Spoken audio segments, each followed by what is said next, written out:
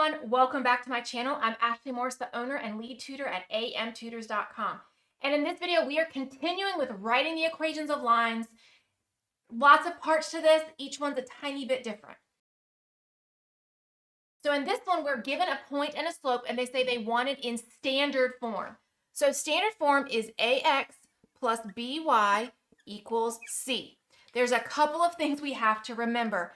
No fractions. No decimals. This one, I've seen it done where this is not always the case. In most places, a has to be greater than or equal to 0. A cannot be negative is another way to say that. A is not a negative number. It's another way to say that. I've also heard some places talk about A, B, and C cannot have a common factor. I don't worry about that too much. I haven't seen that in a lot of places, but just pay attention and see if that's something your teacher says, okay? So I'm going to do the way that I've seen it the most often, okay? So we need to end up in standard form, but you cannot start in standard form. You can start in point slope or slope intercept. I'm starting in point slope. Y minus y1 equals m times x minus x1. I like this one best. It will give you the same answer at the end. So if you don't like this form, use y equals mx plus b. Totally fine. Your work's just going to look different. So let's plug in what we know. Y1 is -4, so minus -4 is +4. Our slope is 3/4. X1 is 3. So let's distribute. We've got to get the x and y on the same side. So let's see if we can simplify this a little bit. That didn't really help a whole lot, did it? Let's get the x and y on the same side and get all the constants on the other. So I'm going to subtract 3/4 x. I'm running out of space. I'll just write small. We got this. We got this. -3/4 x plus y plus 4 equals 9/4. And that's a -9/4.